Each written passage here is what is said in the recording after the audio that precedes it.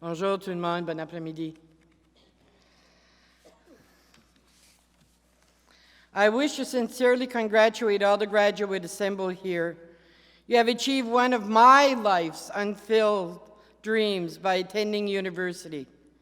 In the working class neighborhood that I grew up in, Moncton, over 50 years ago, girls were not expected to graduate from high school, let alone to attend university. You worked, you paid in towards household expenses, you got married, and you became a stay-at-home mother.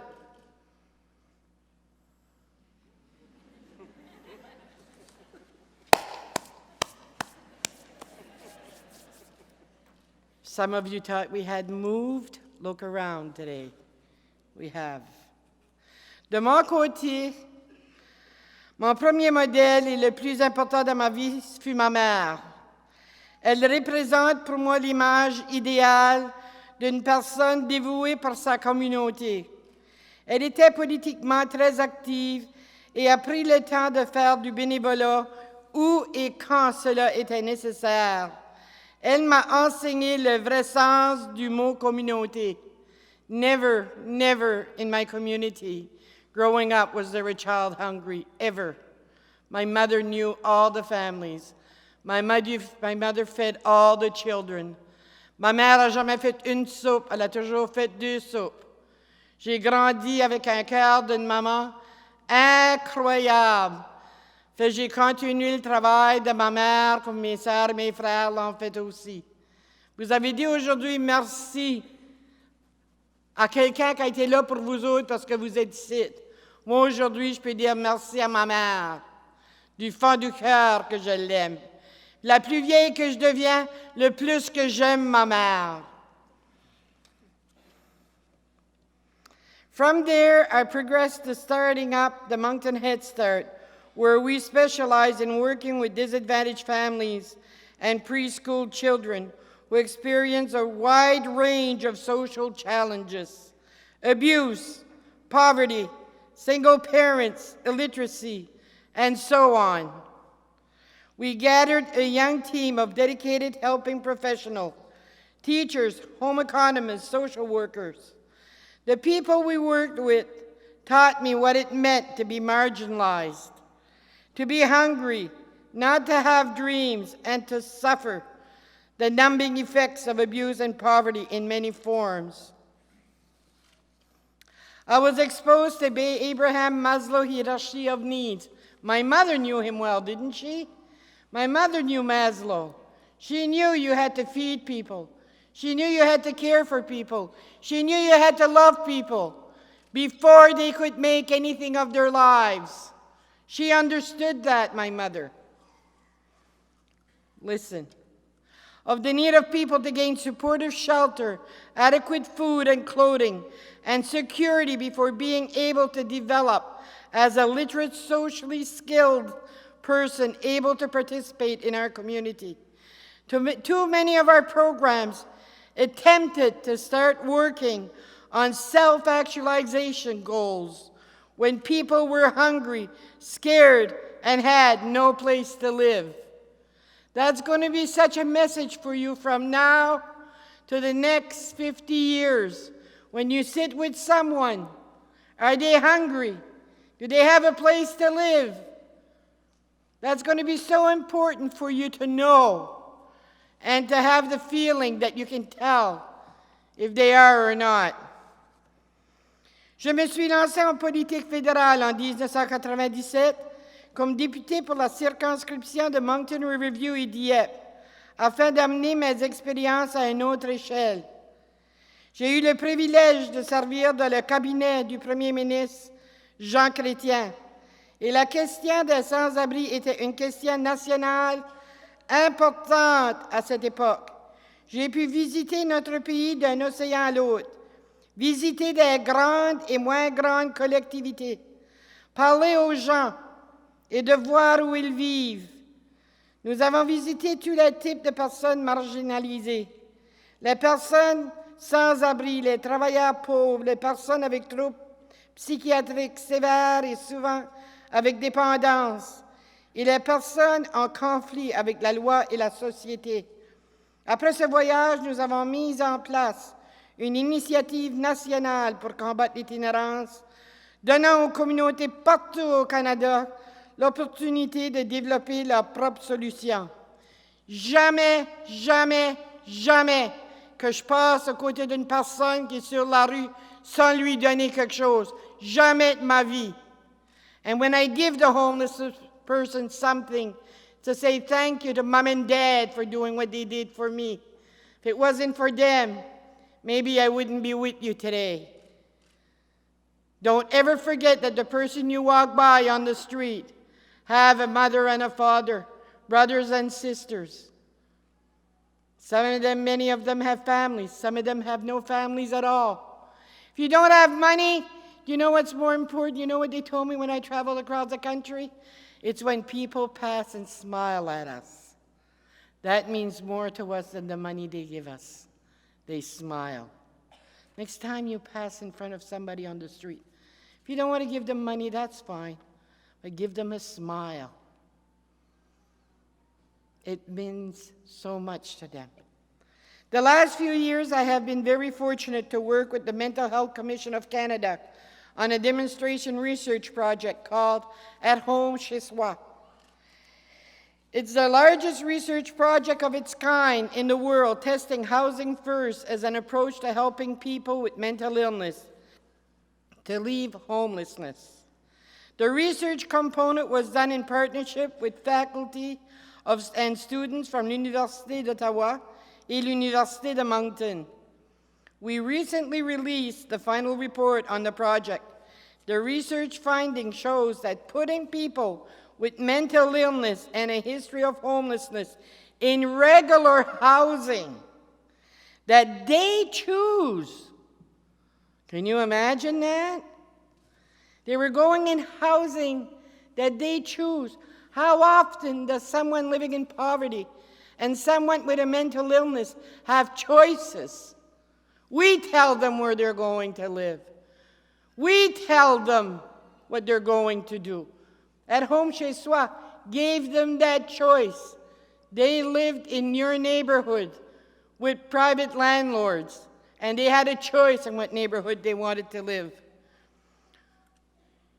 The research finding shows that putting people with mental illness and a history of homelessness in regular housing that they choose, that includes caring support from professional works, helping them get off the street and begin to build a meaningful life in the community. One of our participants was a chef, grand chef. So he built a team of chefs. Right before I left for Ottawa, he called home and asked my son if I would like some lasagnas. Isn't that something? That guy makes the best friggin' carrots in the friggin' world. I had to fight with him so he would tell me his secret. It took me 1.5 years before he gave me his secret about his carrots. You come and see me later, I'll tell you the secret. So please, the last 50 years of my life have passed so very fast. Therefore, my sincere hope for you graduate is that you are able to have as much fun and enjoyment as I did. I cannot remember many days not being eager to go out and see what each day will bring, to see what new life lessons I would learn, and to try and make a difference in the lives of others who were not as fortunate as I was. So please, enjoy your work and have fun. You're going to like this one. Keep your sense of humor. Here's the one. Love those whom you work with.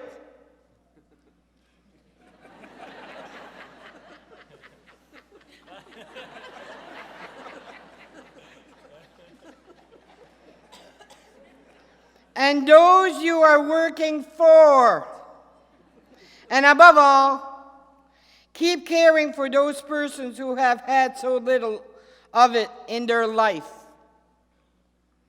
Alors, s'il vous plaît, profitez de votre travail, ayez du plaisir et gardez votre sens d'humour. Aimez ceux avec qui vous travaillez et ceux pour qui vous travaillez. Et surtout, gardez une place spéciale dans votre cœur pour ces enfants et toutes ces personnes qui sont dans le besoin. Now, I'm going to put this aside because I want to give you a message. I'm going to tell you why I'm here. Je pense que l'histoire que je vais vous dire, ça va vous toucher parce que c'est un peu les décisions que vous allez faire pour le reste de votre vie.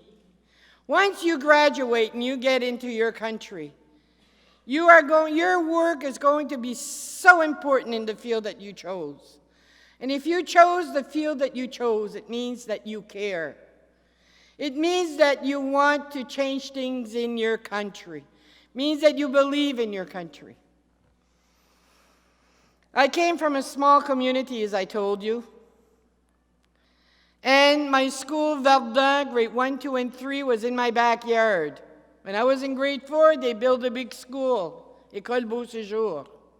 Boy, was I happy to get out of my backyard, be able to get rid of my parents and walk to that school. But in that school, they had nuns. Yeah. They had about 6 or 7 of them. And they would come in every morning in a big blue station wagon. So I wanted to get to know those nuns because I wanted those nuns to like me. So anyway, every day I knew what time the station wagon came in and I knew what time the station wagon left. And I was always there to open the door for the nun. Bonjour, bonjour, bonjour, Claudette, bonjour. Hey, she knows me now. Yeah, okay. All right, grade 4, you know. So anyway, one morning, Sœur Victor, who was about my size, not a small woman, said to me, Claudette, j'aimerais te parler. All right. So I came in, and she gave me a nun's apron. Thought, okay. She says, I have an apron for you, and I'm going to need your help. I'm going to give you the key to the ditto room. The ditto machine was any of you don't know a ditto machine, you're all too young. It was a photocopying machine with alcohol, okay? And it smelled alcohol. And it was in a room on top of the stairs. So here I was in grade 3 with a key to that room and in charge of this machine. This machine was so clean all the time I was there because I was so proud that she had given me that job. Now that I know what I know in my work, there probably was a case conference at my first school saying, you've got this Claudette Arsenault coming. You better be careful to see what you're going to do with her. She's a handful. Have you ever attended case conferences yet? My God, you are going to. Okay? When you attend a case conference, remember today, Sœur Victor attended that case conference, and she said, I don't think Claudette Arsenault needs medication. I don't think Claudette Arsenault has problems. I think Claudette Arsenault is a leader, and she's going to do something good. So I'm going to give her responsibilities. And she did that. She didn't put me on medication. She didn't call my mother to go see a doctor. She didn't do that. She saw leadership. So when you sit at a case conference and you're discussing Claudette Arsenault, remember to always ask the people sitting in that room, does Claudette have any qualities? Does Claudette have any strength? And be the type of person who's going to look at the strength of the person and not the negative of that person. That's what I did for my whole working life. And you know what? I did it because Sœur Victor had done it to me, and I wanted to do it for others. So when I die, my tombstone will say, the Honourable Dr. Claudette Bradshaw. That didn't go to university, by the way. Ma mère voulait pas, elle voulait ma board. Okay? So imagine what it's like for me today to be here with you and to see you all graduating. I can't tell you how this feels today. It'll be thanks to Sœur Victor when I was in grade 4, who understood who I was, who gave me that opportunity. If you're in the social field, you're going to meet thousands and thousands of people that you're going to have a choice to make, to give them the same choice that Sir Victor has given me. All the best to all of you. You're going to have such an opportunity to change our country and to change the way things are done. Bonne chance à vous tous. Oubliez jamais la qualité des gens. Oubliez jamais de les aimer. Oubliez jamais le travail que vous voulez faire pour le reste de votre vie. Oubliez jamais d'avoir du fun puis de garder votre sens d'humour. Merci beaucoup.